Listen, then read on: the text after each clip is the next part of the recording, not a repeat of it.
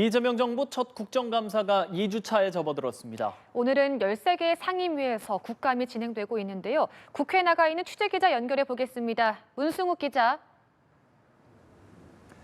네, 오늘로 이재명 정부의 국정감사가 2주차에 접어들었습니다. 서울중앙지법과 고등법원 등을 대상으로 하는 법사위 국정감사는 시작부터 윤석열 전 대통령의 내란 혐의 재판과 이재명 대통령의 재판 문제가 핵심 쟁점으로 부상하고 있습니다.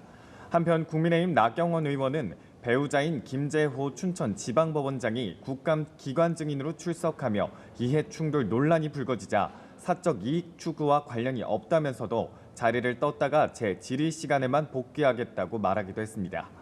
정무위원회 금융위원회 국정감사에선 이재명 정부의 10.15 부동산 대책 중 대출 규제 문제를 놓고 여야가 다시 한번 치열한 논쟁을 벌일 걸로 보입니다. 이 밖에도 농해수위의 산림청 국정감사에선 김인호 산림청장의 셀프 추천 논란도 공방이 예상되는데요. 김현지 대통령실 부속실장을 향한 야당의 공세도 함께 이어졌습니다.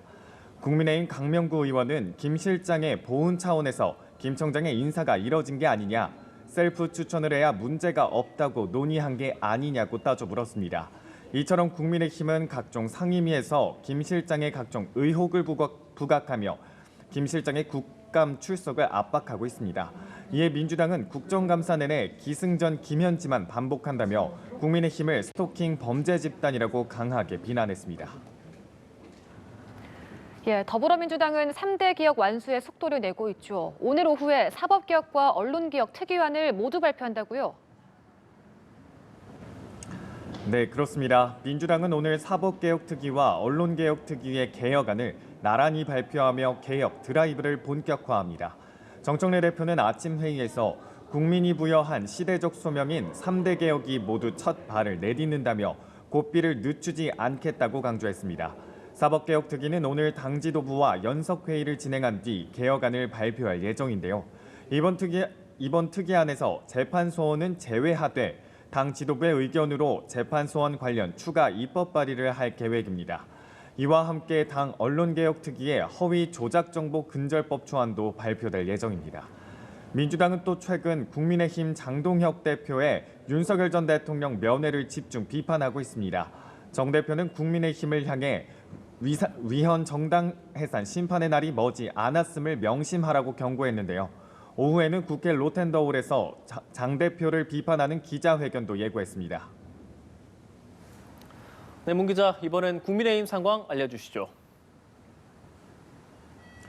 네, 국민의힘은 연일 정부 부동산 대책을 겨냥한 공세를 이어가고 있습니다. 오늘 아침 회의에서도 지도부는 이재명 정부의 10.15 부동산 대책을 겨냥해 일제히 비판을 쏟아냈습니다.